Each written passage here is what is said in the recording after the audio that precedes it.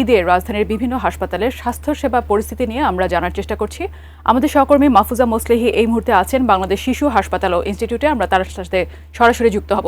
মাহফুজা মোসলেহি, আপনি জানাবেন কি ধরনের রোগী বেশি আসছে এবং তারা ঠিকমতো স্বাস্থ্যসেবা পাচ্ছেন কিনা আপনি আমাদেরকে জানানোর চেষ্টা করবেন, এবং একই সাথে আমরা ঈদের পরবর্তী সময় কিছুটা হলেও অভিযোগ শুনি যে ঠিক ধরনের হয়তো সেবা পাওয়া যাচ্ছে না। বিস্তারিত জানতে চাই আপনার কাছে। ঈদের যেই স্বাস্থ্যসেবা পরিস্থিতি অন্য বছরের তুলনায় কিন্তু অনেকটাই ভালো। আমরা জানি যে প্রতি বছরই কিন্তু সরকারি হাসপাতালগুলোতে বিশেষ করে ডাক্তার নেই এবং ডাক্তার সংকটের কারণে ঈদের সময়ে সেবা অপর্যাপ্তভাবেই হয়, এরকম একটি বিষয় আমরা জেনে থাকি। কিন্তু এইবারে কিন্তু সেই চিত্রটি একেবারেই উল্টো। এই মুহূর্তে আমি যে হাসপাতালে আছি সেটি কিন্তু একটি সরকারি হাসপাতাল, বিশেষ করে এটি রাজধানীর বাংলাদেশ শিশু হাসপাতাল অ্যান্ড ইনস্টিটিউট। এখানে কিন্তু পর্যাপ্ত পরিমাণে ডাক্তার রয়েছে এবং অসংখ্য শিশু কিন্তু গত দুদিন বিশেষ করে ঈদের ছুটিতেও কিন্তু এখানে প্রায় 200-র মতো রোগী ভর্তি হয়েছেন এবং আজকে এ পর্যন্ত সকাল 8টা থেকেও কিন্তু 100-র মতো এখানে রোগী ভর্তি হয়েছেন এবং পর্যাপ্ত সেবা আমরা লক্ষ্য করেছি। এবং স্বাস্থ্য সেবার যেসব সরঞ্জাম রয়েছে বা যেসব তৎপরতা রয়েছে সেগুলোর কিন্তু কোনো কমতি নেই। আপনিও দেখতে পাচ্ছেন এই মুহূর্তে আমি যেখানে আছি সেখানে কিন্তু যিনি পরিচালক এই হাসপাতালের তিনি নিজেও কিন্তু তৎপর হয়ে ওয়ার্ডে ওয়ার্ডে ঘুরছেন এবং রোগীদের সঙ্গে কথা বলছেন।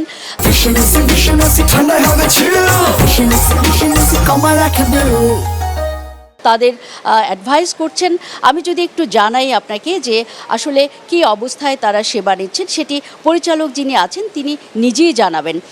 আপনি একটু কাইন্ডলি বলবেন যে আসলে আপনারা কি স্বাস্থ্য সেবা নিশ্চিতে সরকারের যেই নির্দেশনা রয়েছে এবারের যেই 16 দফা নির্দেশনা সেটি কি মানছেন এবং কিভাবে আপনারা সেবা দিচ্ছেন? ঈদের শিডিউলটাই বা কিভাবে সাজিয়েছেন স্বাস্থ্য সেবা নিশ্চিতের লক্ষ্যে?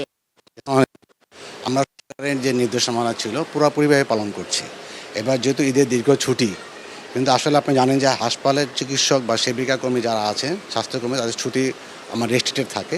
আমরা সেভাবে সরকারি নির্দেশনা মেনেই হাসপাতালে ডাক্তারদের সেবিকাদের ডিউটি রোস্টার ঠিক করেছি। আমাদের আউটডোর কিন্তু এই ঈদের 2 দিন বাদে বাকি দিনগুলো আউটডোর খোলা আছে। আগামীকালও আউটডোর আমাদের পার্শিয়ালি খোলা থাকবে। আর ইমার্জেন্সিতে আমাদের 24 ঘন্টায় ডাক্তার থাকে, সেই সিস্টার থাকেন। গতকালও কিন্তু আমাদের ইমার্জেন্সিতে সারাদিনে অ্যারাউন্ড 200-র মতো রুগী এসেছে। তার ভিতরে 81 জনকে আমাদের ভর্তি করতে হয়েছে, যেহেতু ইমার্জেন্সি রুগী আসছেন। এই 81 জনের ভিতরে 55 জন রয়েছে মেডিসিন সাইডে, আর বাকি 25 জন আমাদের সার্জারি সাইডে ভর্তি হয়েছে বিভিন্ন অপারেশনের কারণে। আমাদের এখানে কিন্তু ইমার্জেন্সি অপারেশনও হয়েছে কালকে 10টা। তো সুতরাং আমাদের এখানে সার্ভিস 24 ঘন্টাই খোলা, বরাবরের মতোই প্রত্যেকবারই হয়। আজকেও সকাল থেকে এই পর্যন্ত কিন্তু প্রায় 100-র উপরে রোগী চলে আসছে আমাদের ইমার্জেন্সি সার্ভিস নেওয়ার জন্য। আর এই সমস্ত রোগীদের ভিতরে 50% উপরে রোগী জরুরি ইমার্জেন্সির জন্য আসে, নানা রকম শ্বাসকষ্ট, পাতলা পায়খানা, ডায়রিয়া নিয়ে। আর কিছু রোগী আছে আসলে অতটা জরুরি না, কিন্তু যেহেতু ঢাকায় অন্য জায়গায় বা ডাক্তাররা চেম্বার করছেন না, ডাক্তার পান না, এই জন্য আমাদের এখানে এসে দেখায় তারপর বাসায় যান বা বাড়িতে যান। এই হলো আমাদের পরিস্থিতি। আমাদের হাসপাতাল বর্তমান এখন পর্যন্ত পরিবেশ ভালো আছে। Thank you very much. জি ফায়জা, আপনি দেখছিলেন যে এখানকার স্বাস্থ্যসেবা পরিস্থিতি আসলে ভালোই যাচ্ছে। ঠিক একই রকম কিন্তু এবারে অনেক হাসপাতালেই সরকারি নির্দেশনা মানা হচ্ছে। 2 দিন আগেও ঈদের ছুটিতে যাবার আগে যে স্বাস্থ্যসেবার পরিস্থিতি সেটি কিন্তু আমি দেখিয়েছিলাম অন্যান্য হাসপাতাল ঘুরেও।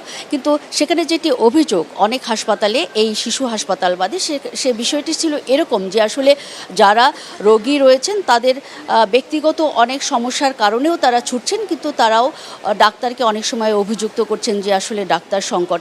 তবে ব্যান্ডেজ সহ যেসব অন্যান্য সরঞ্জাম থাকে সেই জায়গাটাতে কিন্তু তারা একটা অভিযোগ করেছিলেন যে সরকার সে বিষয়টিতে নজর দিল, বা সরকার যদি দিয়েও থাকে কিন্তু ভেতরগত যেই বিশেষ করে যারা একটু নিম্ন শ্রেণীর যারা আয়া রয়েছেন তারা কিন্তু এই জায়গা থেকে তারা তাদের কিছুটা অসততা অবলম্বন করেন এবং সব কিছুই ব্যান্ডেজ সহ রোগীদেরও কিনতে হয়েছে, এরকম অভিযোগও কিন্তু ছিল অন্যান্য হাসপাতালে। জি ফায়জা, এই ছিল আমার কাছে এখানকার সবশেষ পরিস্থিতির খবর।